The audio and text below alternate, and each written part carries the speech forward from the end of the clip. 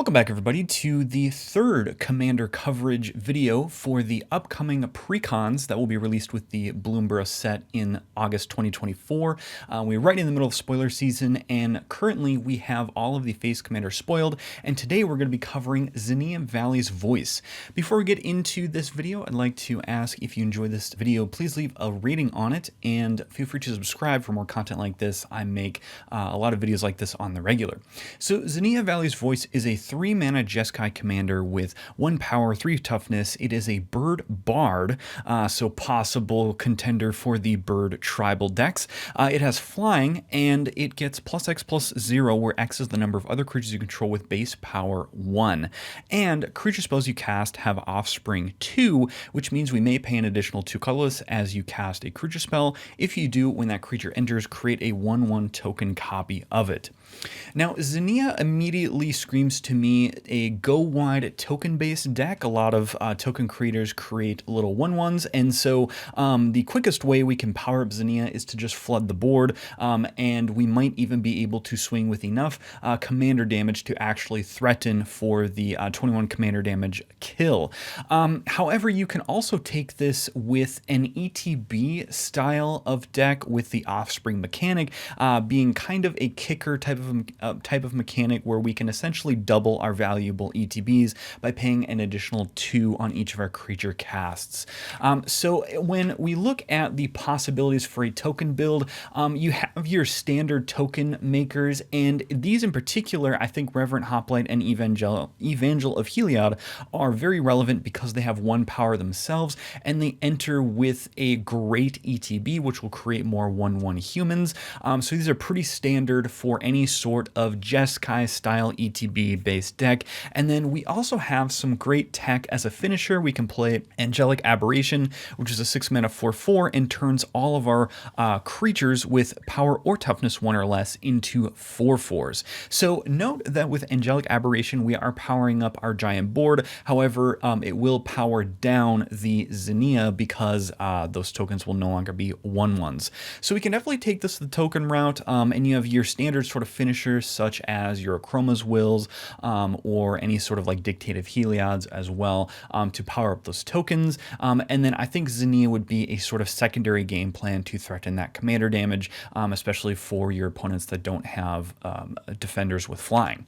You can also take this down the ETB route. Resolute Reinforcements is another style of card that we want to incorporate here. It's a 1/1 that enters with an ETB and creates another 1/1. So just a great candidate for that offspring ability. We can abuse all of our sort of small body payoffs, such as Takesha's Welcome to draw us more cards, Welcoming Vampire, and that sort of thing. And then we also have some sort of flicker cards like Felidar Guardian that we, once again, have 1 power and can flicker a creature themselves as well. Also, with Zinnia, there are just some cards that are good that have 1 power that I wanted to mention. So you have your classic Dockside Extortionist. If you copy this with Zinnia, this is absolutely insane, as if 1 Dockside was not broken enough. 2 Docksides is certainly game ending. Beguiler of Wills can serve to help gain control of creatures, and especially if we are in a go-wide strategy, the limitation of having the target creature's power being less than or equal to the number of creatures we control is mitigated by going wide. And then Imperial Recruiter can of course search for a valuable creature with power 2 or less, and if we are running a lot of 1 power creatures, the potential targets here are endless, and we can also use this to search up combo pieces if you want to take this the infinite combo route as well. We also have Ocelot Pride, which is a new card from Modern Horizons 3. This card is an absolute slam dunk in this deck, and I think deserves a full read. So this is a 1/1 with First Strike and Lifelink and Ascend, which means if you control 10 or more permanents, you get the City's Blessing for the rest of the game. At the beginning of your end step, if you gained life this turn, create a 1/1 white cat creature token. Then if you have the City's Blessing, for each token you control that entered the battlefield this turn, create a token that's a copy of it. So this is doing everything we want to do. The only thing that we are missing to trigger that Ocelot Pride is the life gain, which we can mitigate by including cards such as the Soul Sisters, Soul Warden, and Soul's Attendant. But Ocelot Pride will essentially allow us to make extra tokens that are copies of the tokens we have created this turn. And so if we are wanting to copy ETBs, this is just a great way to populate those tokens. Like I said, Soul Warden can help us with that life gain, and I think is just more and more I am tempted to include this in the white decks that I build because its incidental life gain is just so good that it is essentially a 1 mana gain 20 life or so, which is enough to sort of out-survive those burn strategies that happen to be in the meta with Aristocrats style decks or Torbrand style decks. And then you have another kind of cute creature here, Dragon Master Outcast, which if we were to copy this with the offspring trigger, we can start making 2 5/5 red dragon creature tokens with flying at each of our upkeeps, which is pretty good for only 1 mana. Additionally, you can also take this deck down the populate route if you wanted to start copying those more valuable ETBs, or you could rock any sort of token doublers such as Anointed Procession or Panharmonicon style of effects. We also have some good stuff here with Recruiter of the Guard. Much like Imperial Recruiter, this can search us up a creature card with toughness 2 or less and put it into our hand. And then we have Spellseeker, which can tutor up Cyclonic Rift if you're running that, or any other counter spell, perhaps. Really any instant sorcery with CMC 2 or less and put it into your hand as well. So Zinnia has a lot of just good stuff options to include in a potential deck, and I just wanted to cover really quickly some potential anti-synergy cards here.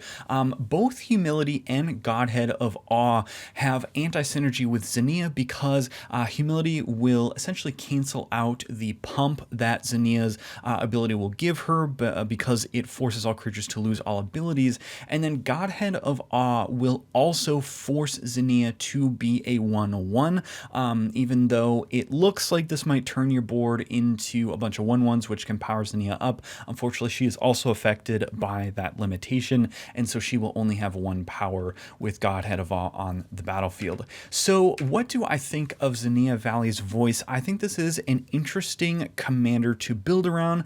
You could potentially take this the bird tribal route.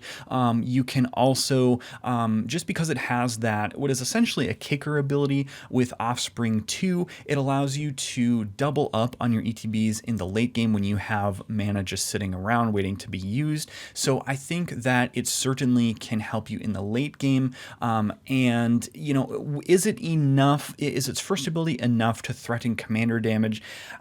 Not quite sure. You could maybe sprinkle in some double strike effects, which would help tremendously because it is relatively reasonable to be able to create 10 tokens in a game. It would typically take you about turn 5 or 6 to get there, I think. But you'd have to give it double strike to threaten that 21 commander damage one-shot kill. So I think, you know, this is, again, sort of a low power option. None of these Precon commanders are particularly threatening in my personal opinion, but I think this one of any has intrigued me the most because it is the first commander that cares about our creatures having base power 1 and then giving that offspring ability to creature spells we cast. So that is Zinnia Valley's Voice. If you all enjoyed this video, leave a like on it and subscribe if you enjoy this type of content. Like I said, I produce content like this on the regular, so hopefully we will see you in the rest of the Precon reveal videos. Have a great day, everybody.